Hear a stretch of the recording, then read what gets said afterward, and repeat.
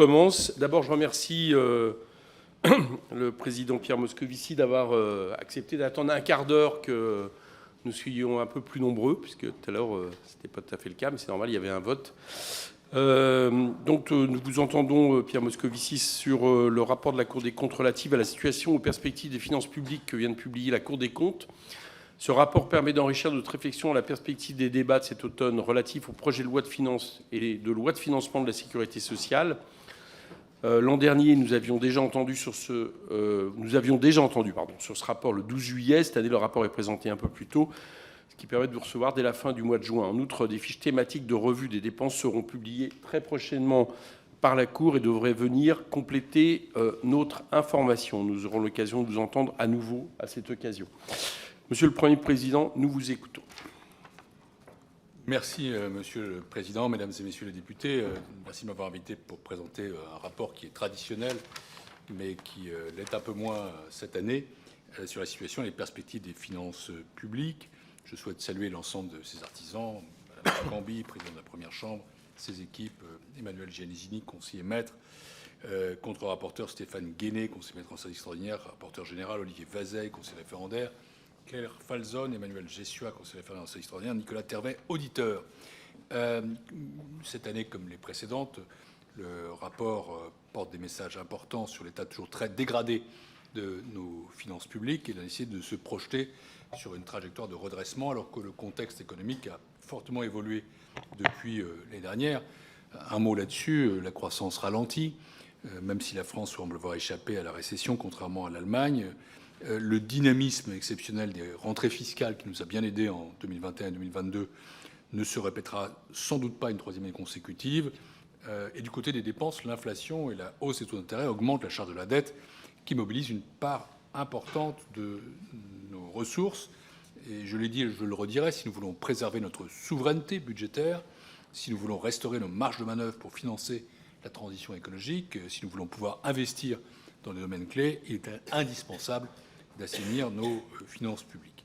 Le rapport que je vais vous présenter comporte 4 chapitres, et c'est là-dessus que je vais axer mon intervention, qui porte sur l'exercice 2022, l'exercice 2023, la trajectoire pluriannuelle 2023-2027, et le quatrième et plus novateur est une contribution transversale et méthodologique de la Cour des comptes à l'exercice de revue des dépenses.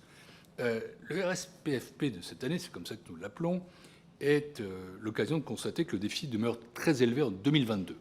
Je vais commencer par là.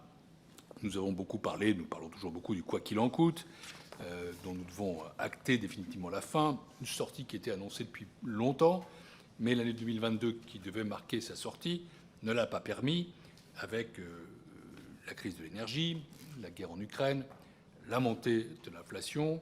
Ça a empêché le retour à la normale des dépenses publiques. L'inflation a atteint des niveaux que nous n'avions pas connus depuis les chocs pétroliers, les années 70 et 80. Le gouvernement a choisi de protéger les ménages et les entreprises grâce à des dispositifs comme le bouclier tarifaire et les primes à la pompe, des choix qui ont permis de sauvegarder le pouvoir d'achat des ménages et la compétitivité des entreprises, mais qui ont entretenu une dynamique de dépenses, et donc le déficit a, de ce fait, resté élevé à 4,7 points de PIB.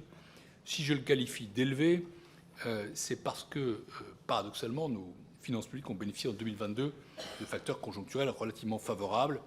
D'abord, et c'est logique, les mesures de soutien liées à la crise sanitaire et les dépenses de relance ont diminué de 50 milliards d'euros. C'était attendu, mais c'était considérable, même si on sait qu'il y a eu un relais pris par les dépenses liées à la crise énergétique. D'autre part, et comme en 2021, le dynamisme spontané des recettes publiques a été exceptionnel, au point que, malgré la poursuite des baisses d'impôts, 50 milliards depuis 2017, le taux de prélèvement obligatoire a atteint en 2022 son plus haut niveau historique à 45,4%. Il n'a jamais été aussi élevé en France. Pourquoi, dans ces conditions, le déficit reste si haut ?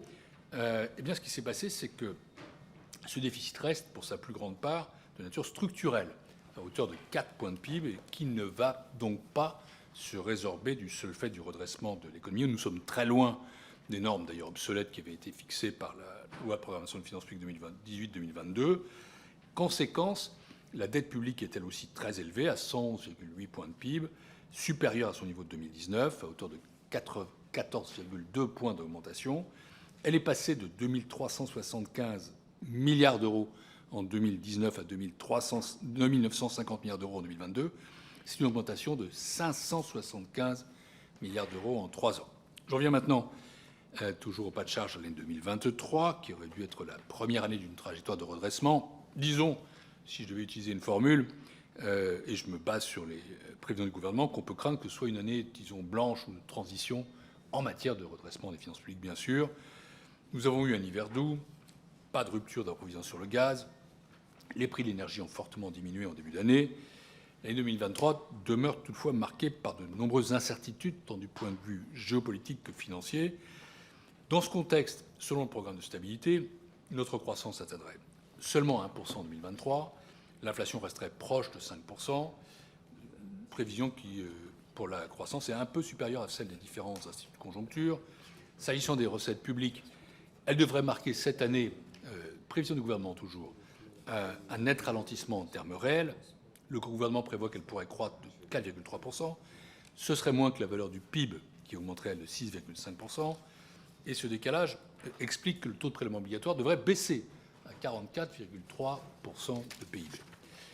Face à cela, la dépense publique progresserait moins vite que l'inflation, du fait du repli des dépenses de soutien face à la crise sanitaire et de relance, et malgré des mesures de soutien liées à l'énergie toujours conséquentes. Au total, le déficit augmenterait à nouveau à 4,9 points de PIB.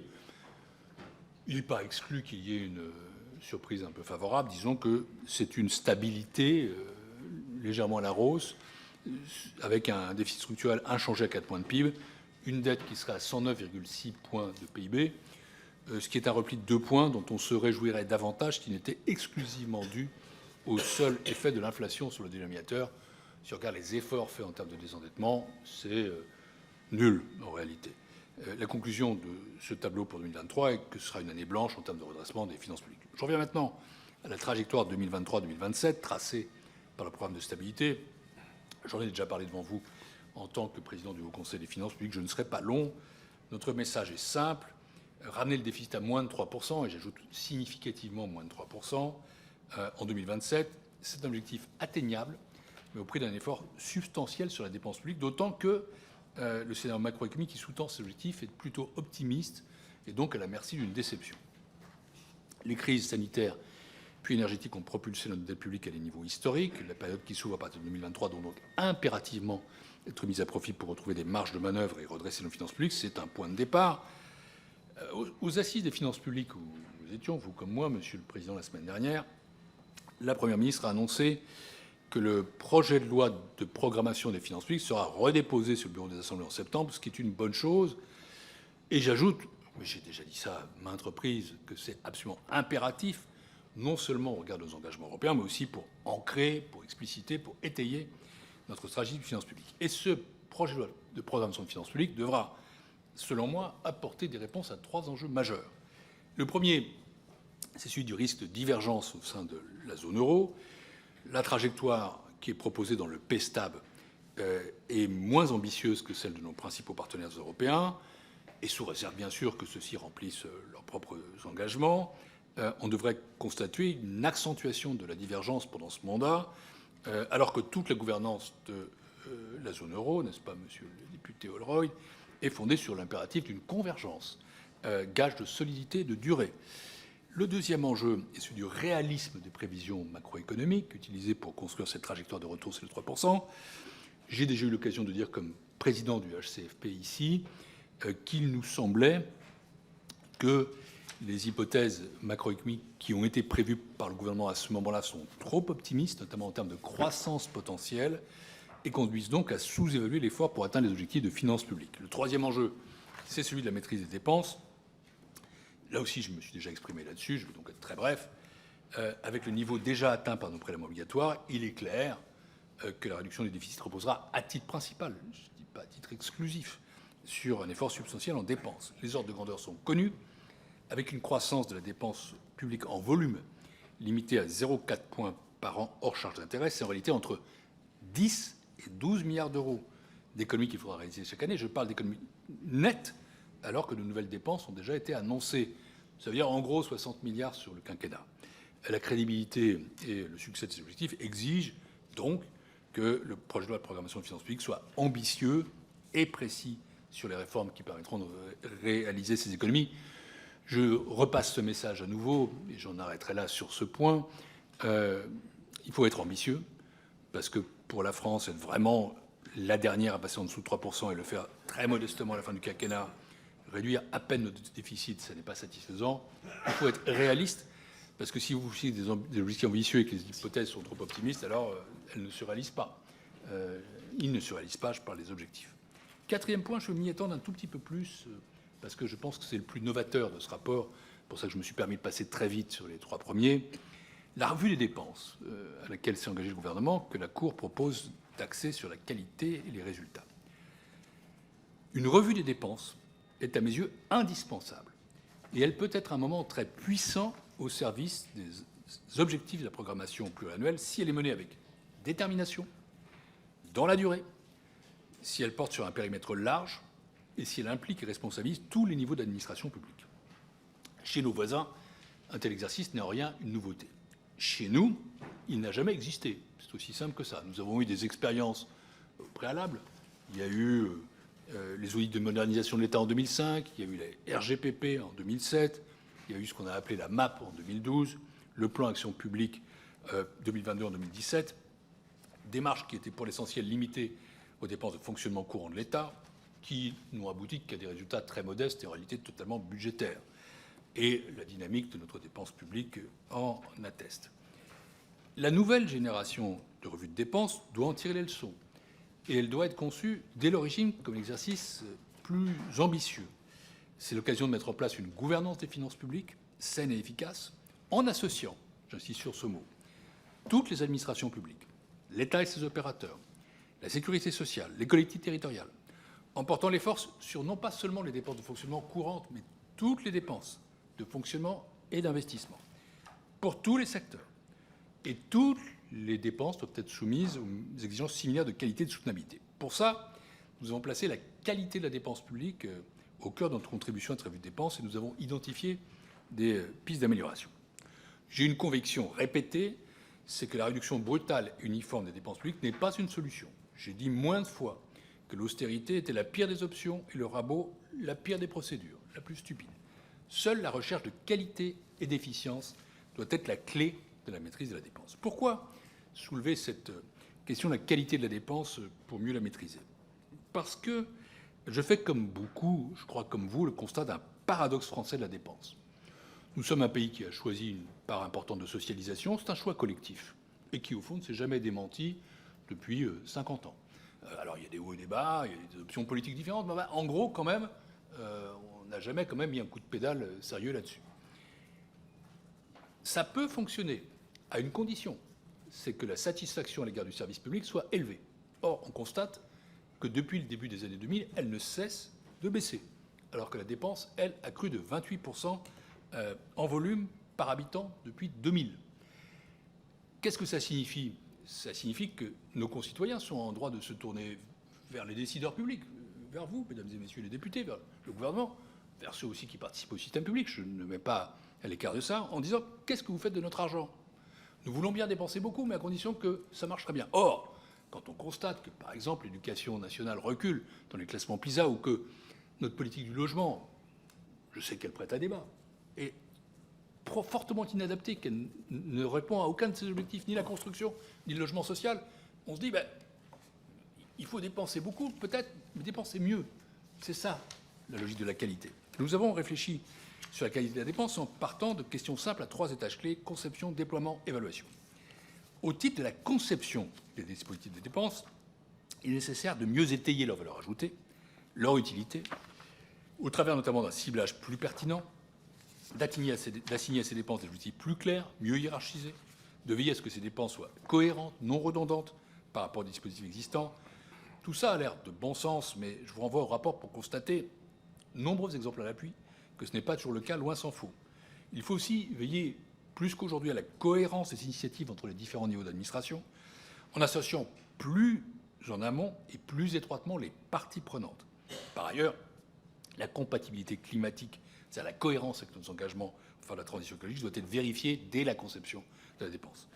Ces critères sont déjà pour partie l'objet d'études d'impact obligatoires depuis 2009, mais celles-ci ne s'appliquent pas à la totalité des textes et elles n'ont pas enrayé la dynamique de la dépense publique, ni d'ailleurs amélioré beaucoup leur qualité depuis 13 ans. C'est donc à une véritable montée en gamme des études d'impact et des évaluations préalables que nous appelons, avec une idée un peu disruptive que je défends devant vous, la contre-expertise académique systématique et indépendante des études d'impact.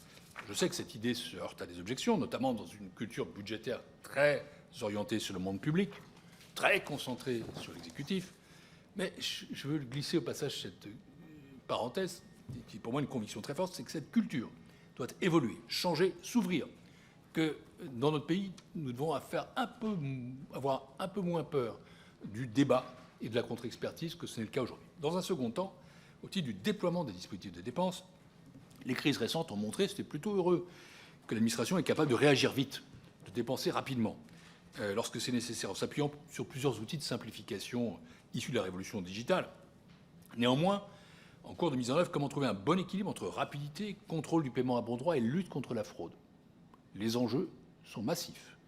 C'est des enjeux de dizaines de milliards d'euros en tout cas. Et la Cour estime que la revue de dépenses doit intégrer ces deux dimensions, rapidité et contrôle, lutte contre la fraude, et doit conduire à élever au meilleur standard les dispositifs de contrôle. Toujours au stade du déploiement, nous observons qu'une fois les crédits votés, les systèmes de répartition des moyens entre services, territoires, opérateurs, par exemple entre universités, entre tribunaux, entre collectivités territoriales, est un enjeu majeur.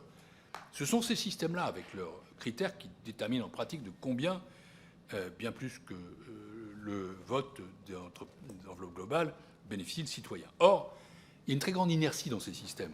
Ils privilégient les dotations historiques, sans corrélation avec les coûts auxquels font face leurs bénéficiaires, sans tenir compte suffisamment des situations locales. Ils génèrent insatisfaction, inégalité territoriale, insuffisante prise en compte de la démographie, etc. Et là encore, il me semble qu'une revue de dépenses doit être l'occasion de moderniser ces systèmes en les rendant plus transparents et davantage orientés vers la qualité de service et les gains d'efficience. Par ailleurs, nous observons que le volet performance de la LOLF est très lacunaire et daté. Je vais même être un peu rude. Le volet performance, c'est, je le crains, l'administration qui conçoit ses propres indicateurs de performance à destination de ses propres corps de contrôle, sous le regard un peu indifférent, sauf le respect que je dois à chacun de ceux-ci, des commanditaires politiques et du grand public. La voie que nous proposons, c'est celle d'une ouverture, d'un grand coup d'air sur tout cela. Il faut franchir une étape audacieuse et ouvrir largement les données publiques, y compris budgétaires, pour que la société civile produise ses propres mesures de l'efficacité et de l'efficience des dispositifs publics. Enfin, dernière dimension, l'évaluation. Elle est indispensable pour mesurer la performance et surtout pour susciter une boucle d'amélioration en continu. Il devrait être désormais, selon nous, systématique d'inclure dans le dispositif juridique de nouveaux dispositifs de dépenses une clause d'évaluation associée à leur limitation dans le temps, leur prolongation se faisant sous condition d'analyse de leurs résultats. Dans la continuité de l'ouverture que j'évoquais il y a un instant à propos de l'analyse de la performance, nous proposons que l'évaluation des dispositifs publics change véritablement d'échelle, sorte du microcosme public, avec des programmes pluriannuels respectés, des travaux davantage confiés à des structures du monde académique, des laboratoires, universitaires, entre autres. Voilà, mesdames et messieurs les députés, j'ai été vite. Cette grille d'analyse de la qualité proposée par la Cour permet de constater certains progrès accomplis depuis une quinzaine d'années, heureusement, mais il y a aussi de très nombreuses voies d'amélioration qui exigent parfois de rompre avec des pratiques très ancrées de la dépense publique en France.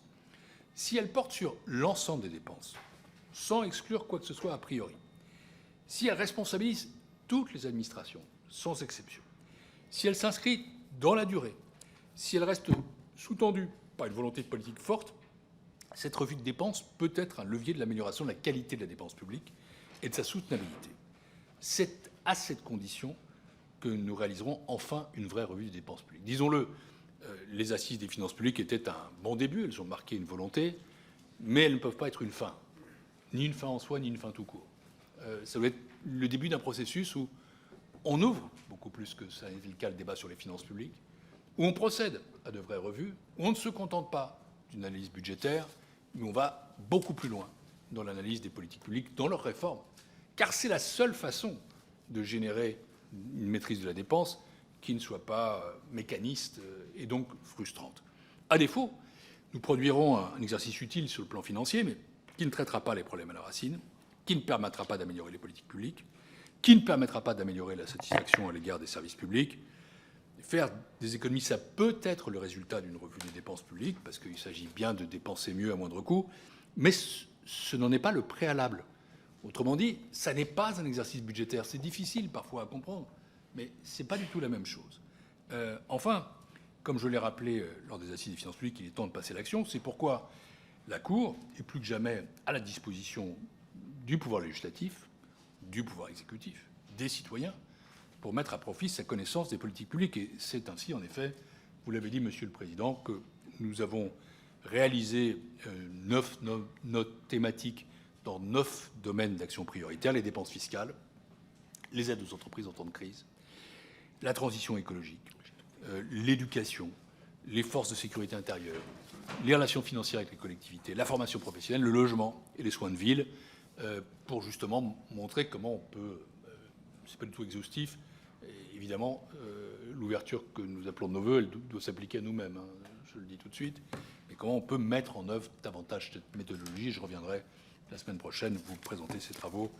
Merci de votre attention, et maintenant je suis à votre disposition avec ceux qui m'entourent, avec notamment la présidente Camby, pour répondre à vos questions. Merci, Monsieur le Président, de cette présentation. Et comme de coutume, je vais ouvrir la discussion et les questions. Bon. La Cour montre que le niveau atteint par l'activité économique en 2022 demeure inférieur de près de 3% au niveau attendu pour 2022 dans le PLF pour 2020. Et que par rapport à son niveau d'avant-crise, la France, plus 0,9%, fait moins bien que la zone euro prise dans son ensemble, plus 2,3%. C'est ce qui est dans votre rapport. Hein. Comment expliquez-vous ce que je peux considérer comme une contre-performance ? Vous insistez sur la dégradation du solde public, puisque les dépenses seraient stables en volume. Il est manifeste que le principal paramètre de cette dégradation est celui des recettes.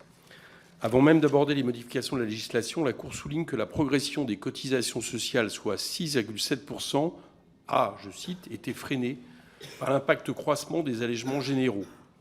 Ainsi que l'indique ensuite votre rapport, je cite toujours, les mesures nouvelles ont entraîné une diminution des prélèvements obligatoires de 53,9 milliards d'euros en 2022 par rapport à 2017. Et cette baisse nette importante résulte notamment de la baisse du taux normal de l'impôt sur les sociétés de 33 à 25%, soit moins 11,1 milliards d'euros.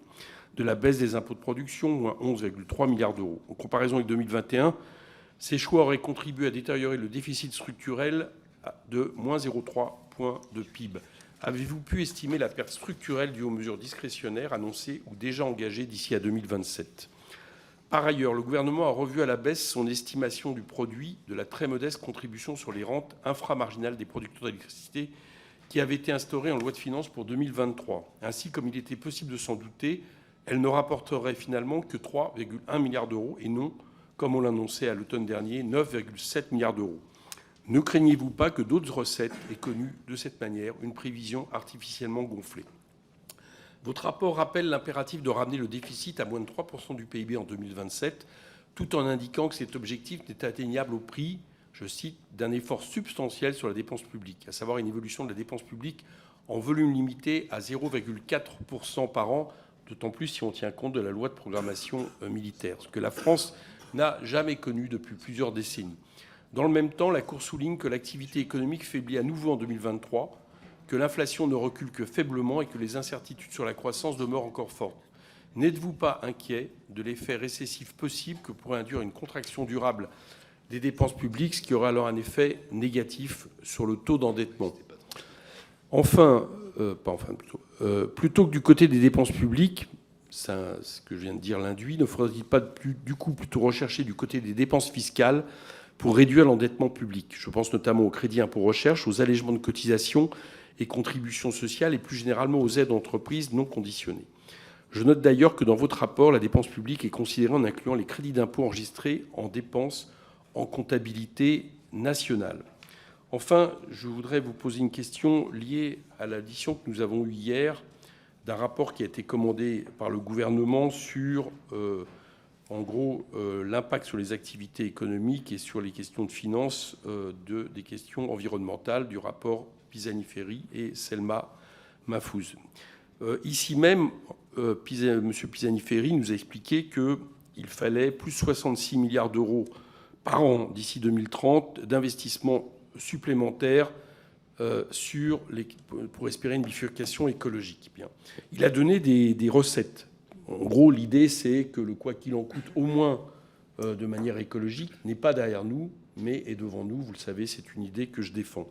Il a donné différentes recettes qui est certes, d'un côté, un redéploiement des dépenses brunes, une meilleure ingénierie financière, une hausse des dépenses d'investissement, et deux autres recettes qui peuvent peut-être vous paraîtront iconoclastes, mais sur lesquelles je voulais vous faire réagir, en lien justement avec l'idée que l'inaction coûte plus cher que l'action. Bon. C'est la hausse de l'endettement public de 5 à 6 points de PIB d'ici 2030, multiplié par 2 d'ici 2040, en estimant que c'est un endettement lié à une question d'investissement sur la transition écologique. Et vous le savez, c'est la hausse temporaire des prélèvements obligatoires qu'il a chiffré à 5% dans une fenêtre de 30 ans, donc sur les hyper riches pour aller vite, et qui rapporterait 150 milliards à raison de 5 milliards d'euros par an. Là, on est donc dans une perspective qui est un peu différente de celle que nous a présentée le ministre Bruno Le Maire.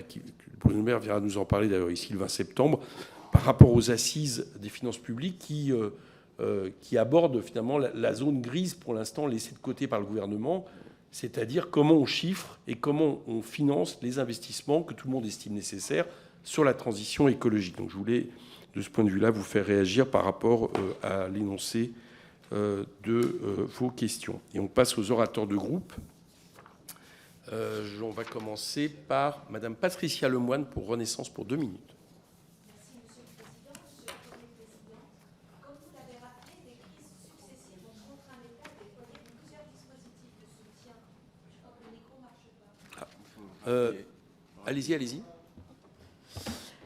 Je reprends. Comme vous l'avez rappelé, les crises successives ont contraint l'État à déployer plusieurs dispositifs de soutien coûteux pour nos finances, qui ont néanmoins été particulièrement efficaces pour protéger le pouvoir d'achat des Français et soutenir notre économie.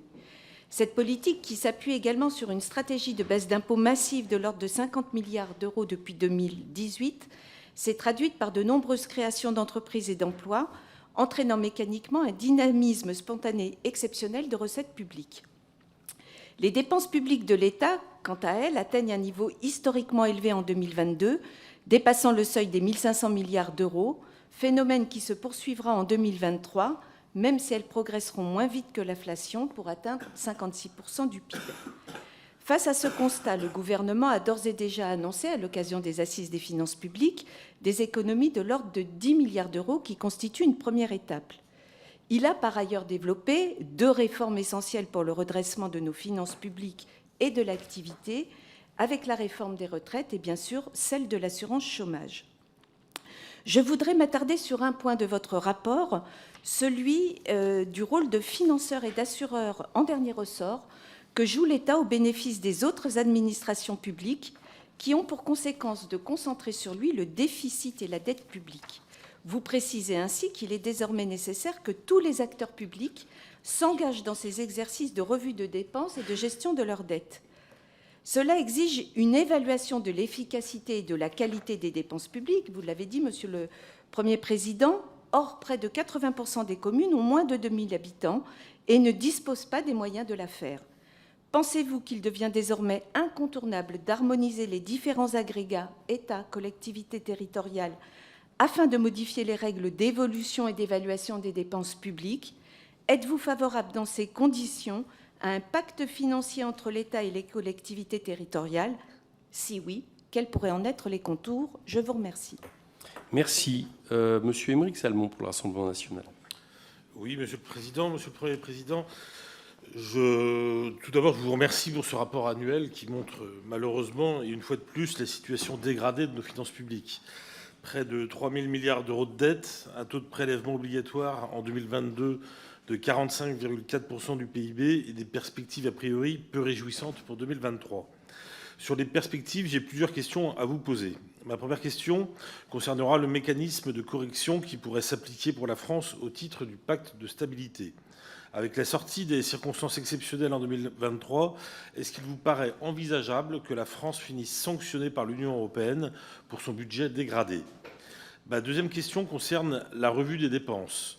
Votre rapport donne une méthodologie pour évaluer les dépenses, mais c'est une démarche qui n'est pas tout à fait nouvelle. Déjà, la RGPP puis la MAP ont tenté d'opérer une revue des dépenses de l'État avec des limites connues et très problématiques. La RGPP, à l'époque, a conduit à des fermetures de services de terrain et à des suppressions de postes de fonctionnaires de terrain, sans toutefois simplifier le millefeuille administratif français. Ma deuxième question est donc la suivante. Est-ce que la Cour des comptes pourrait être force de proposition pour la simplification du millefeuille administratif et proposer au cas par cas des suppressions de doublons ? Ma troisième question va concerner un sujet que notre groupe aborde régulièrement depuis l'été dernier, à savoir les OATI. À l'occasion des printemps de l'évaluation, mon collègue Kevin Mauvieux a publié un rapport sur le coût des OATI pour nos finances publiques. La charge d'indexation du capital des OATI a coûté 15,5 milliards d'euros en 2022. Le rapport propose la fin des OATI. Que pensez-vous de cette idée de mettre fin à ces OATI en période inflationniste ? Je vous remercie. Merci. David Guiraud pour la France Insoumise. Merci, Monsieur le Président. C'est toujours étrange parce que, on a nos débats sur la dette, sur son utilité, mais il y a à peine quelques mois, vous arriviez en nous disant que jamais, quasiment de son histoire, la France n'avait engrangé autant de recettes fiscales, notamment dues à la hausse de la TVA. Et pourtant, on a quand même l'impression d'un surplace total en termes de dépenses publiques, notamment dans les secteurs stratégiques que sont la santé et l'éducation. Et la question qui se pose est où va tout cet argent que la France récolte ? Est-ce que vous me confirmez que, notamment sur ce qu'il se passe vis-à-vis du budget de l'État, on a 60 milliards d'euros d'exonération de cotisations sociales, c'est donc des recettes en moins, mais non seulement ces recettes sont en moins, mais en plus elles sont compensées par des recettes potentielles, celles de la TVA, qui auraient pu aller justement sur des politiques publiques, ce qui fait que ça renforce le déficit. Sur la question économique, est-ce que vous nous confirmez, parce que c'est quelque chose qui nous intéresse, le rapport du FMI qui indique que l'augmentation générale des prix a été en grande partie causée par une augmentation des bénéfices des entreprises plutôt que du coût réel des matières premières. Enfin, j'ai vu ce que vous disiez sur la fraude. Je ne sais pas si vous parliez de la fraude fiscale ou de la fraude sociale. S'agissant de la fraude sociale, est-ce que vous prévoyez des mécanismes de contrôle, des dispositifs comme l'accompagnement du RSA avec 15-20 heures de travail accompagné par le RSA, sachant que dans une ville comme Roubaix, moi j'ai 10 000 allocataires du RSA et en vérité les agents n'ont absolument pas les moyens de mettre en place une telle politique et que donc on va se conduire vers un système soit de radiation généralisée, soit de triche ou de manœuvre généralisée pour pallier au manque d'effectifs et que parfois les dispositifs de contrôle coûtent plus d'argent qu'ils n'en rapportent. Merci. Fabien Di Filippo pour Les Républicains. Merci, Président. Je tiens à remercier le Premier Président de la Cour des comptes pour les éléments factuels qu'il nous a transmis et qui confirment deux choses plutôt inquiétantes.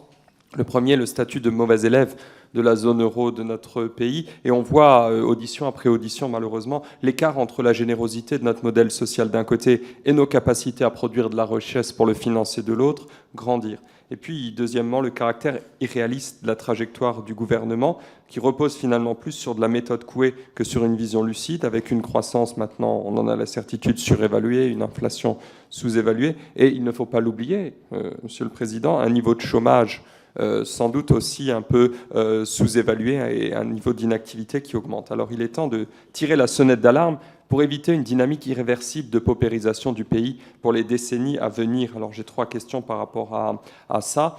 Comment on compte atteindre les objectifs que vous dites atteignables et réalistes pour revenir sous les 3% de déficit en 2027, avec des lois de programmation dans différents domaines, intérieur, justice, défense, qui renvoient le gros des augmentations budgétaires après 2027 ? Où en est l'effet boule de neige de la dette et de sa charge ? À quelle vitesse augmente-t-elle et quand sera-t-elle le premier poste budgétaire de l'État devant l'éducation nationale? Et enfin, sur les retraites. On voit qu'avec les nouvelles prévisions du corps, la sous-évaluation du taux de chômage dans les prévisions du gouvernement, eh bien, même le décalage à 64 ans ne suffit plus. Ça veut dire que notre modèle par répartition, il est clairement condamné. Donc, est-ce qu'il faut commencer à envisager autre chose que ce système par répartition pour assurer des pensions décentes à ceux qui auront travaillé toute leur vie sans gréver complètement les budgets de l'État ou sans, comme l'a souhaité le collègue juste avant, eh bien, augmenter encore la charge fiscale des entreprises et des ménages? Merci. Luc Gesmar pour le groupe MoDem. Merci, Monsieur le Président. Monsieur le Premier vice-président, je vous rejoins tout d'abord sur un constat posé dans le rapport que vous nous présentez ce jour dans le contexte de nécessaire maîtrise de la dépense publique. Nous devons adopter une loi de programmation des finances publiques pour la période 2023-2027. J'espère que les débats que nous aurons fin septembre, mes chers collègues, nous permettront cette fois-ci d'aboutir en responsabilité à l'adoption d'un texte. J'aborderai deux thèmes de questions, le financement de la transition écologique et la revue des dépenses publiques. Alors, tout d'abord, dans votre rapport, vous affirmez que l'objectif inédit de maîtrise de la dépense publique sera d'autant plus difficile à respecter car il faudra notamment garantir le financement d'investissements écologiques. Jean Pisani-Ferry et Selma Mahfouz, que nous auditionnions hier, chiffrent ces besoins de financement jusqu'à 34 milliards d'investissements publics supplémentaires par an, horizon 2030, pour s'adapter aux objectifs environnementaux. Sachant que votre programme de travail est placé en 2023 sous le signe de l'adaptation à la transition environnementale, quel est l'avis de la Cour sur cette hypothèse de 34 milliards par an, horizon 2030 ? Puis comment concilier une maîtrise de la dépense publique que vous appelez de vos voeux et le financement de la transition écologique? Par ailleurs, dans votre rapport, vous concentrez notamment sur la revue des dépenses. Nous partageons votre constat. Le développement d'une revue des dépenses publiques la plus large possible est nécessaire pour aboutir à des résultats satisfaisants. Vous affirmez notamment que de nombreux pays organisent des revues de dépenses et leur accordent une place centrale dans la gouvernance de leurs finances publiques. Pouvez-vous nous préciser quels sont ces pays auxquels vous faites référence et nous en dire plus sur les bonnes pratiques que vous aurez pu identifier dans ces pays et qui pourraient être mises en place dans notre beau pays? Merci. Philippe Brun pour les socialistes. Merci, Monsieur le Président. Monsieur le Premier Président, merci pour cette présentation sur le rapport sur les perspectives des finances publiques. Intéressant est le tableau que vous faites sur l'évolution des dépenses publiques depuis 2000. Et finalement, on se rend compte que toutes les dépenses publiques n'augmentent pas. Et qu'un certain nombre de postes budgétaires, eux, ont diminué. Par exemple, les dépenses de services généraux ont réduit à hauteur de 2 points de PIB, ce qui est élevé et qui a été permis par la digitalisation, mais aussi, je le crois, par une certaine embolie dans les services publics administratifs. On le voit avec les problèmes que nous avons en ce moment sur les cartes d'identité et les passeports. Les dépenses d'enseignement aussi ont réduit depuis 2000 à hauteur de 0,4% du PIB. Même chose également pour les dépenses d'investissement qui ont réduit de la même hauteur à 0,4% du PIB. Et donc l'augmentation de la dépense publique, elle s'explique par l'augmentation des dépenses de protection sociale, pour moitié la maladie, pour l'autre moitié la retraite, et donc liée au vieillissement de la population. L'augmentation la plus étonnante en vérité est celle des dépenses économiques, à hauteur de 2,4% du PIB. Et vous regardez d'ailleurs les 2100 dispositifs de dépenses économiques qui sont aujourd'hui prévus, liés, vous parlez même d'un éparpillement, d'un foisonnement de ces aides aux entreprises mal pilotées et mal dirigées.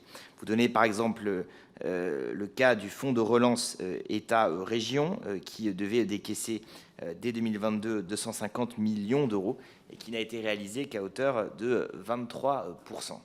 Alors, ma question est la suivante. Comment mieux coordonner aujourd'hui la distribution de ces aides économiques? Nous recherchons toutes et tous ici la voie de rétablissement de nos finances publiques et de baisse, en tout cas, des dépenses publiques dites inutiles. Ces dépenses économiques qui font de la France le champion européen des aides aux entreprises mériteraient d'être davantage pilotées. Comment le faire dans le contexte de la décentralisation et de la compétence économique aujourd'hui qui est donnée aux régions. Merci. Monsieur Karim Bencherek pour le groupe écologiste. Merci, Monsieur le Président. Monsieur le Premier Président, Monsieur le Président, merci pour cette présentation qui a le mérite d'être claire, notamment sur les dernières réformes injustes et brutales censées soulager nos finances publiques. Vous affirmez que pour ramener le déficit budgétaire, cela a été rappelé à 3% d'ici 2027, le gouvernement doit à la fois préserver les recettes, mais que cela doit passer par un effort substantiel sur les dépenses publiques. Le rapport de la Cour des comptes indique également, noir sur blanc, que les réformes structurelles engagées comme la réforme des retraites, celle de l'assurance chômage ou programmées comme celle du RSA ou de Pôle emploi n'auraient, je cite, qu'un impact marginal sur l'exercice. Des mois donc, finalement, que le gouvernement martèle que sans cette réforme des retraites, le système s'écroulerait. Nous comprenons donc que cette réforme injuste ne changera rien à l'état de nos finances publiques et changera par contre beaucoup trop la vie de nos compatriotes les plus vulnérables. Nous souhaitons par ailleurs vous soumettre quelques interrogations. Dans ce contexte budgétaire tendu et alors que l'objectif de préserver les recettes, dans quelles mesures considérez-vous raisonnables les nouvelles baisses d'impôts en direction des entreprises et notamment la suppression totale de la CVAE, laquelle inquiète tant nos collectivités? Quel regard portez-vous sur la perte de ressources quand au même moment le gouvernement refuse en plus à faire contribuer les profiteurs de ce contexte, notamment en taxant les surprofits? Le rapport indique également qu'il faudra garantir le financement d'investissements écologiques dans un contexte de baisse substantielle de la dépense publique. C'est ici que notre analyse rejoint la vôtre. La transition écologique et solidaire, c'est souhaitable et nécessaire, mais pensez-vous pas que la règle des 3% risque plutôt de contraindre fortement les capacités d'investissement public? Comment, dès lors, assurer de manière certaine le financement tellement urgent de l'adaptation et de la prévention? Enfin, et je finis par ce point, vous proposez une importante contribution sur la revue des dépenses publiques à laquelle vous souhaitez donner un sens écologique et nous le saluons. Une remarque cependant qui rejoint un petit peu celle de mon collègue Philippe Brun. Vous dénoncez les précédentes revues rappelant que leur impact a été au final marginal sur les finances publiques alors qu'en même temps, l'insatisfaction à l'égard des services publics a augmenté. Je comprends donc que ces revues, outre le fait qu'elles aient participé au démantèlement de nos services publics, dont le service public diplomatique et consulaire que vous connaissez bien, n'ont pas eu d'impact majeur sur la dépense publique. C'est là un point qui devrait effectivement mériter aussi toute notre attention. Merci. Merci. J'ai deux inscrits supplémentaires. J'ai M. Holroyd et M. Mournet. S'il n'y en a pas d'autres, je propose de les prendre maintenant, 1 minute chacun. Donc on commence par M. Holroyd dans l'ordre des inscriptions. Merci beaucoup, Monsieur le Président. Merci, Monsieur le Premier Président. Merci pour ce rapport qui est éclairant, qui montre que quand même entre 2017 et 2019, il y a un effort considérable qui est fait sur les prélèvements obligatoires, sur le déficit public, sur la dette publique, et qui se retranscrit très clairement dans les chiffres avant le choc inflation Covid, mais qui met en exergue qu'il y a une décorrélation croissante avec nos partenaires européens qui est historique et qui continue à s'accentuer après ce choc de 2019. Au moment où il y a un besoin de financement de la transition écologique qui est extrêmement important et qui conduit donc à la seule conclusion logique au regard des dépenses publiques dans le PIB, c'est-à-dire qu'il faut une réaffectation profonde de nos dépenses publiques en leur sein. Moi, j'ai une question à vous poser, Monsieur le Premier Président, qui est une question que je pose à l'ancien ministre, à l'ancien parlementaire, etc. C'est que vous donnez une certaine série de propositions, ouverture à la donnée, transparence, etc. C'est au fond l'intention de la LOLF. Si je me souviens de conversations que j'ai eues avec les inspirateurs de la LOLF, c'était la même inspiration qu'ils avaient. Plus de contrôle, plus de transparence, plus de données, plus de transparence avec le Parlement. Et force est de constater qu'après, avec un certain recul, on s'en s'est saisi de façon discutable. Et la question que j'ai vraiment pour vous, c'est comment se fait-il que cette institution, notre Assemblée, notre Commission des finances, n'arrive pas, depuis près de 20 ans, à se saisir de sujet avec l'efficacité qu'elle devrait avoir. Parce qu'au fond, la ligne de contrôle, la dernière ligne de contrôle budgétaire, c'est cette Commission des finances et c'est cette Assemblée. Et en l'occurrence, toutes les questions que vous pointez doivent nous ramener à notre propre responsabilité. Bien sûr qu'il y a le gouvernement qui peut le faire, bien sûr qu'il y a les inspections des ministères qui peuvent le faire, mais éventuellement, c'est ici que ce contrôle doit se faire. Et la réalité, c'est que malgré les intentions de nos prédécesseurs, cette réaffectation, cette question de l'utilité des dépenses publiques ne se contrôle pas assez efficacement, malgré tous les efforts d'à peu près tous les groupes, par exemple, dans le printemps de l'évaluation. Donc ma question, c'est vraiment aux responsables politiques qui a occupé toutes ces fonctions, de savoir un peu quelle est votre analyse de la faiblesse de notre système institutionnel. Bien, vous aurez atteint 2 minutes. Monsieur Mournet. Merci, Monsieur le Président. Monsieur le Premier Président, merci pour votre présentation. Je souscris à la méthode, au fond, d'ouvrir les fenêtres et d'une méthode champ large, Vander, comme vous avez dit, sur nos revues des dépenses, peut-être, je ne sais pas, une idée, peut-être une convention citoyenne, mais effectivement, je rejoins ce que dit mon collègue, c'est qu'on bute quand même, année après année, sur où est-ce qu'on tranche. Donc, est-ce que la limite de l'exercice, de l'efficience, l'efficacité, est-ce qu'on n'est pas au bout? Et est-ce qu'on ne doit pas, à un moment donné, se poser des questions sur des grands choix? Et dans la présentation, peut-être aussi de détourer ce qui relève de la sécurité sociale, qui est un choix de socialiser, et de ce qui relève des autres politiques budgétaires et fiscales. Et deux questions là-dessus. Est-ce que, en comparaison internationale et en comparaison européenne, où est-ce que sont les grands écarts avec nos partenaires dans les écarts de dépenses publiques?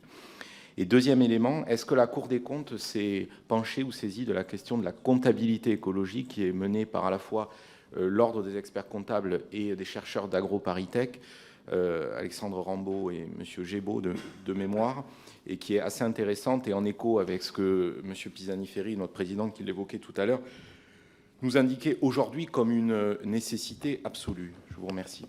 Merci, Monsieur Mournet. Je me permets juste, je faisais une réflexion en lien avec ce que vous disiez, Monsieur Leroy, au président de la Cour des comptes. Je la fais tout haut. C'est qu'il y a décrochage, certes, mais il y a peut-être aussi un rapport avec le fait que il y a décrochage et d'un autre côté, on n'est pas en récession, contrairement aux Allemands. Et ça, c'est la deuxième fois où ça se passe. C'était passé déjà par rapport à la crise des subprimes, où, j'allais dire, le matelas des dépenses publiques françaises avait soutenu l'activité économique française par rapport à nos voisins. Peut-être que l'un explique aussi l'autre. En tout cas, je le mets sur la table. Et maintenant, je donne la parole au président de la Cour des comptes pour nous répondre. Merci. Je commencerai par vos questions, naturellement, Monsieur le Président. D'abord, sur cette contre-performance, en effet, c'est une question de spécialisation de l'économie pour chaque pays. Il faut noter que la France fait presque aussi bien que l'Italie, 1%, mieux que l'Allemagne, 0,6, ou l'Espagne, moins 1,3, moins bien que les Pays-Bas, la Belgique ou encore l'Autriche. Et ça s'explique notamment par des pertes de parts de marché d'exportation plus importantes, en particulier, et pas seulement dans l'automobile et l'aéronautique, pas seulement touchées par la crise sanitaire. En France, c'est la demande intérieure qui a soutenu le PIB de 2019 à 2022 à hauteur de 3,3 points au total sur 4 ans. Et ça, en effet, c'est l'impact du quoi qu'il en coûte. Mais notons quand même qu'en termes de dépenses publiques, les niveaux ont été à peu près équivalents dans l'ensemble des pays de l'Union européenne. Les niveaux initiaux en termes effectivement de situation de finances publiques n'étant pas tout à fait les mêmes, tandis que la demande extérieure, elle le faisait baisser à hauteur de 2,1 points sur le même laps de temps. Les pays qui ont fait mieux que la France en termes de croissance dans la zone euro sont plutôt ceux qui sont exportateurs nets. Et donc, par rapport à la dernière réflexion que vous faites, elle mériterait d'être approfondie. Il y a assurément un effet dépenses publiques, amortisseur social, État, assureur au dernier ressort. Mais il y a aussi quand même, à la fois pour le bien et pour le moins bien, nos questions de spécialisation. Et ce qui est en cause dans la croissance allemande aujourd'hui, me semble-t-il, c'est essentiellement son modèle productif, qui a fait sa force, qui a fait sa gloire, et qui est aujourd'hui davantage impacté que le nôtre. Et donc, il y a la question de la demande, mais il y a aussi quand même la question de l'offre qui doit être étudiée, je pense, de très près, parce que pour redistribuer et pour dépenser, il faut aussi produire. Pour ce qui est de la dégradation du service public, je vais répondre sur l'effet des mesures discrétionnaires sur le déficit structurel. Et je voudrais rebondir sur ce que vous avez dit, à savoir que le solde public ne s'est pas dégradé, il s'est même amélioré, en passant de moins 6,5 à moins 4,7%, mais ce niveau est encore trop élevé.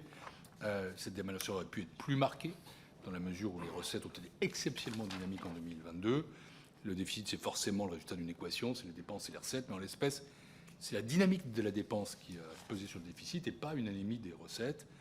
Les mesures de baisse des prélèvements obligatoires ont amputé les recettes à hauteur de 9,4 milliards en 2022, de 5,2 milliards supplémentaires en 2023, ce qui contribuerait à détériorer le solde structurel à hauteur de 0,5 points de PIB en 2023 par rapport à 2021.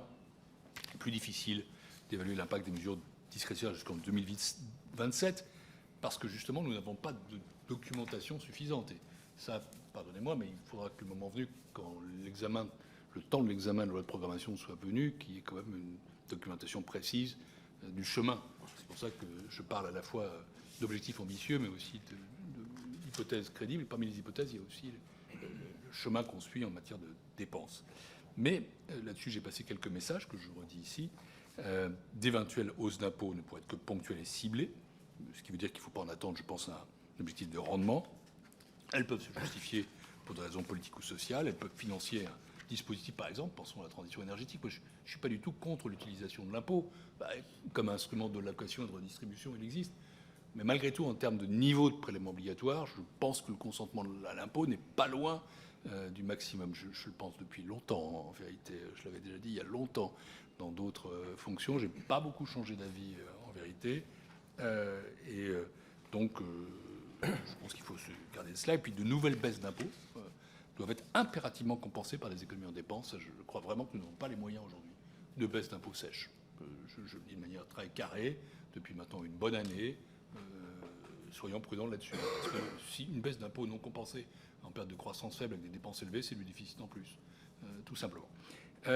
Pour ce qui est des recettes, les recettes attendues de la contribution sur les rentes inframarginales, on a interrogé sur ce point, mais aussi sur les CSPE, les charges des services publics de l'énergie, qui subventionnent les fournisseurs d'électricité renouvelable, sont très sensibles à l'évolution des prix de l'électricité sur les marchés. Ces derniers, ils ont été divisés par 3 depuis le pic de l'été 2022. Les recettes attendues ont elles-mêmes été revues à la baisse, en cohérence avec ces évolutions. Il ne ressort pas de notre analyse que la prévision de recettes du gouvernement soit affectée d'un biais optimiste là-dessus. C'est plutôt même le contraire qui s'est produit en 2021 et 2022, puisque les prévisions de recettes du gouvernement étaient trop prudentes, même si celles de fin d'année et l'exécution s'élevaient par 2 fois nettement supérieures. C'est du reste qui a incité la Cour à inscrire à son programme de travail pour la fin d'année une enquête sur les modalités de prévision de recettes de l'État. Quand je parle de prudence, je le fais comme Premier président de la Cour des comptes, je le fais comme président du HCFP. Ce n'est pas un reproche moral, hein, c'est juste que nous avons anticipé assez régulièrement en fait, le HCFP depuis 3 ans, depuis que je suis là, qu'à chaque fois nous allions dépasser les objectifs en termes de recettes. Ça s'est effectivement produit. Sur le déficit et la dépense, je pense qu'en effet, s'il suffisait de maintenir ou d'augmenter le niveau de dépenses publiques pour soutenir la croissance, nous aurions, pas seulement une fois, Monsieur le Président, mais systématiquement, une croissance supérieure à celle des autres pays européens. À mon sens, et je le dis tout de suite, il ne s'agit pas de baisser le niveau de la dépense. La Cour n'est pas une institution qui propose une austérité brutale, bête, méchante. Il s'agit de la faire progresser moins vite qu'à l'accoutumée. En outre, nous proposons une méthode nouvelle qui est celle de revue de dépenses qui débouche sur des économies intelligentes plutôt qu'un rabot aveugle, ce qui devrait éviter de peser sur le potentiel de croissance. Enfin, je crois que la réduction du déficit est impérative pour garantir la soutenabilité de la dette publique et la charge de la dette s'est établie en effet à 53 milliards d'euros en 2022, alors même que l'effet de la hausse des taux ne s'est pas encore matérialisé. Une question m'a été posée sur à quel moment ça devenait le premier budget d'État, heureusement dans assez longtemps, puisque le premier budget de l'État, si on compte tout, c'est l'éducation nationale. Mais on devrait être au-dessus de 70 milliards d'euros en 2027, ça veut dire un triplement par rapport à 2021, compte tenu des faits divers, l'inflation, la hausse des taux. Je ne sais pas comment, en réalité, on finance une politique de croissance dans ces conditions. C'est ça la vraie question. Enfin, vous me demandiez, Monsieur le Président, s'il ne fallait pas rechercher du côté des dépenses fiscales. Je vous réponds à la fois oui et non. Oui, parce que les dépenses fiscales sont des dépenses. Non, parce que ça ne suffit pas. Mais nous allons présenter une note la semaine prochaine sur ce point. Et c'est un sujet, évidemment, qui reste à investiguer. Plusieurs d'entre vous, à commencer par vous, Monsieur le Président, m'ont interrogé sur le rapport Pisani-Ferry-Mahfouz, qui a évidemment un mérite considérable, qui est de jeter un regard panoramique sur cette grande question, et aussi de donner des évaluations qui, je l'ai noté, sont assez peu discutées, de l'ordre d'une 70 milliards d'euros de dépenses publiques annuelles à partager entre le public et le privé. Là-dessus, je me suis exprimé publiquement, j'avoue un petit peu en sortant de ma condition de président de la Cour des comptes, mais pas celle de président du Conseil des prélèvements obligatoires, qui a fait des travaux là-dessus. Mon sentiment, c'est qu'il faut avoir là-dessus un grand débat sans tabou. Je le dis, je sais que cette position n'est pas exactement celle qui a été prise par le ministre des Finances. Je n'ai pas réagi en disant fermer le banc, y compris sur les impôts, non pas parce que j'y suis favorable. Je n'ai pas expertisé cette question, mais parce que je crois qu'il faut être conscient que cette dépense-là est une dépense nécessaire.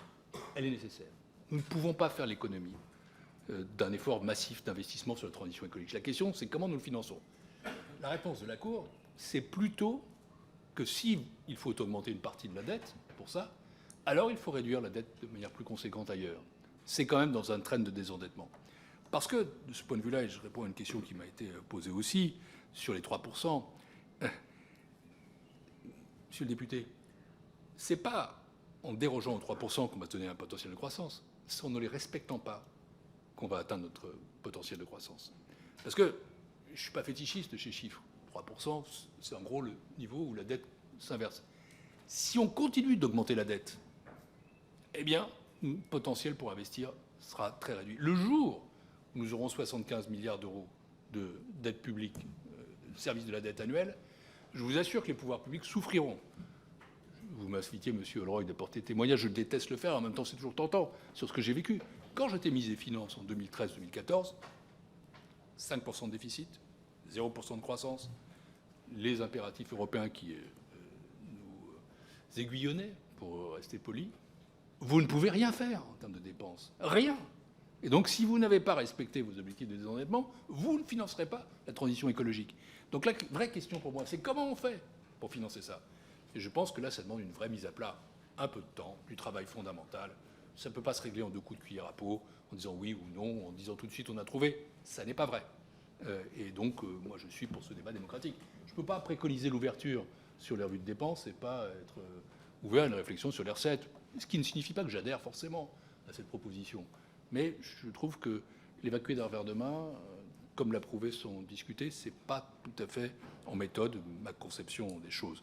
Pour ce qui est du financement des collectivités locales, Madame la députée, quelques autres, vous m'avez interrogé là-dessus. Il y aura la semaine prochaine une note qui porte sur les collectivités locales, mais la question que vous posez sur les agrégats est une question qui est posée, qui est légitimement posée, y compris dans le cadre de la revue des dépenses publiques. Posée, mais nous n'avons pas à ce stade la réponse de manière très, très claire. Pour ce qui est il est évoqué plusieurs fois les revues de dépenses, en parlant de la RGPP ou de la MAP, etc. Mais la RGPP, la MAP et 2022, l'exercice 2022, ce ne sont pas des revues de dépenses telles que les pratiquent plusieurs de nos partenaires, puisque ça a été demandé, comme l'Allemagne, comme la Suède, comme le Canada. Une revue de dépenses, c'est un exercice où on met tout à plat, de manière systématique, on le fait de manière démocratique, on met la donnée à disposition, où on regarde toutes les administrations, toutes les politiques publiques, et où à partir de cela, on fait le tri dans les politiques publiques entre ce qui marche et ce qui ne marche pas, pour aboutir à un système qui, avant tout, est plus performant, plus efficace et plus juste, et in fine, qui dégage des économies. C'est pour ça que je dis que ce n'est pas un exercice budgétaire. La finalité n'est pas budgétaire. Le résultat l'est, bien sûr. Mais c'est l'inverse d'un exercice budgétaire. Et j'ai l'outrecuidance de penser que si on ne le fait pas, on ne réussira pas à remplir nos objectifs budgétaires. Ou alors on le fera de manière profondément insatisfaisante. Donc je ne suis pas pour une logique budgétaire a priori, je suis pour un constat a posteriori d'économie qui résulte d'une amélioration des politiques publiques. Et c'est au fond la leçon que j'anticipe un peu. Nous tirons de notre propre exercice thématique, non pas des chiffres, parce que ce n'est pas notre rôle. Je ne suis pas un partisan du gouvernement des juges et je ne suis pas un partisan du gouvernement des experts. Il y a un gouvernement, c'est à lui de faire les choix budgétaires et vous les proposez, c'est à vous de voter, mesdames et messieurs les députés. Non, nous pouvons aider à la décision, c'est ça qui est notre rôle. Pour ce qui est des OATI, nous avions demandé, lors de la présentation d'un précédent rapport, le RBDE, que l'APE revoie sa doctrine. C'est vrai que ça représente un montant élevé de la dette. Moi, je fais assez confiance à l'agence France Trésor pour la gestion de la dette, qui est plutôt de qualité. Un précédent rapport de la première chambre l'avait montré, je crois, il y a 2 ans. Mais néanmoins, ça ne veut pas dire que c'est immuable. Il faut donc tenir compte au fur et à mesure. Disons que les OATI, à mon sens, je ne sais pas, la FT sera difficile de s'en passer complètement parce que ça permet de répondre aux besoins de la Caisse des dépôts et consignations, notamment pour financer nos opérations sur l'épargne réglementaire, et donc ça rassure les investisseurs. Donc c'est un équilibre à trouver. Mais après, c'est une question de choix fins dont je ne suis pas capable et qui ne sont pas dans ma compétence. Je fais sur les aides économiques la même réponse que j'ai faite sur les collectivités locales, c'est-à-dire que nous y reviendrons la semaine prochaine dans le cadre de notre thématique, puisqu'il y a une des notes thématiques qui porte là-dessus, comme sur les dépenses fiscales. Enfin, 2 questions sur les mesures en matière de budget vert et autres. Il y aura aussi une note de notre part qui porte là-dessus, mais nous sommes prêts à aller plus loin. Ce qui me permet de conclure par une réponse à votre remarque, monsieur le député Holroyd. Je me fais toujours violence, et je continuerai tant que je serai ici, pour parler en tant que responsable politique. Je l'ai été, je sais comment ça marche. Je ne l'ai pas complètement oublié, et ça peut inspirer parfois mes réflexions. Mais je ne le suis plus. Je suis Premier président de la Cour des comptes, ce qui impose impartialité, indépendance, et ça, je m'y tiens très scrupuleusement. Je peux avoir des idées comme citoyen et une expérience comme responsable, mais je ne suis plus dans ce rôle-là. Et je me garde de tenir la main du gouvernement. Mais peut-être, et c'est à vous de savoir pourquoi ce rôle est effectué à votre sens de manière insatisfaisante, et je crois très profondément que le Parlement peut faire plus. Alors peut-être une question d'outillage, de capacité d'indépendance, capacité d'expertise indépendante. Nous ne sommes pas dans un système parlementaire de ce point de vue-là. Enfin, j'ai été des vôtres, j'ai même été des vôtres, membre de la Commission des finances. Vos bureaux, je veux dire, nos bureaux sont plus petits que ceux de vos homologues à Washington, et vos équipes aussi, même quand vous occupez des rôles particuliers. C'est comme ça. Quand vous allez voir un sénateur à Washington, vous arrivez de 50 personnes dans un staff. La Commission des finances a des moyens, mais ils sont sans doute plus modestes. Mais c'est bien de ça dont il s'agit quand même, c'est-à-dire de capacité à challenger. Pas pour la défier, pas pour s'en défier, l'administration et l'expertise budgétaire et financière dont dispose cette grande citadelle qu'est Bercy, que j'ai eu la fierté de diriger pendant un moment. Et je voudrais simplement vous dire une chose, c'est un message auquel je tiens fondamentalement, c'est que la Cour des comptes, vous ne le réalisez peut-être pas suffisamment, et le Haut Conseil des finances publiques, depuis la réforme constitutionnelle de 2008, sont à équidistance entre le Parlement et le gouvernement. Et que, je ne cesse de le dire, la capacité d'expertise dont nous disposons, elle est à votre service. Elle est à votre service. Et je pense que dans cette affaire-là, nous sommes objectivement vos alliés. Parce que nous n'avons pas à nous prononcer, nous ne faisons pas de politique. En revanche, notre capacité d'expertise que nous dégageons de nos travaux, c'est une aide éventuelle, si vous voulez vous en saisir, pour vous, pour justement challenger le gouvernement. Le Haut Conseil des finances publiques, je ne suis pas ici comme président de la Cour comme président du Haut Conseil des finances publiques. Si je me bats autant avec acharnement et devant vous parfois pour qu'on en renforce les moyens, c'est pas pour augmenter la taille du bureau, en l'occurrence, c'est de la bureaucratie. C'est parce que il faut avoir une capacité d'indépendance suffisante pour mettre en cause, discuter les chiffres du gouvernement. C'est ce qu'ont nos partenaires. Nous ne l'avons pas. Et donc je pense profondément que cette culture-là, cette culture de partage et d'équilibre des pouvoirs, cette culture de dialogue avec l'exécutif, c'est ce qui manque au pays. Oui, et c'est une conclusion que je tirais depuis longtemps. Même quand j'étais ministre des Finances, je ne me défiais pas de cela. C'est pour ça que j'ai aussi créé le Haut Conseil dans ces conditions. Je regrette de ne pas lui avoir donné suffisamment de moyens. Mon administration ne le souhaitait pas vraiment à l'époque. Mais c'est quelque chose de fondamental. Je sais que vous travaillez, monsieur le député, sur la réforme des règles. On s'est rencontrés à cet égard. D'ailleurs, vous écrivez un courrier suite à notre rencontre pour vous dire assez précisément ce que je crois. Je pense que si nous renforçons les autorités indépendantes, l'expertise indépendante, si nous renforçons notre capacité collective au niveau parlementaire, au niveau de la Cour, au niveau du Haut Conseil, à d'autres niveaux encore, pour produire des chiffres, des faits, eh bien, le débat public s'en portera mieux. Et c'est aussi une condition pour réussir la revue des dépenses publiques, car c'est ça mon dernier message. Moi, je crois très profondément à cet exercice de revue des dépenses publiques. Je vous le redis, nous ne l'avons jamais fait dans notre pays. Je dis bien jamais. Et je pense que si nous le faisons, ce sera une manière beaucoup plus intelligente que je ne sais quelle démarche strictement budgétaire pour parvenir à de meilleurs résultats en termes de finances publiques, mais surtout en termes de qualité de la dépense publique, de qualité du service public, de satisfaction de l'usager citoyen pour lequel nous travaillons les uns et les autres. Merci, Monsieur le Président. Je ne peux qu'appuyer la nécessité de moyens et la nécessité toujours d'indépendance de la Commission des finances par rapport à l'exécutif, de façon à pouvoir contrôler les choses. Et je voulais également dire que c'est vrai ce que vous dites sur les moyens, mais on a une chance quand même, c'est qu'on a des administrateurs de qualité absolument remarquables, auxquels je tiens à rendre hommage à la fin de cette session ordinaire. Voilà. Merci beaucoup. À bientôt. C'est quoi la consigne de... Ah, je ne parlais pas de la qualité.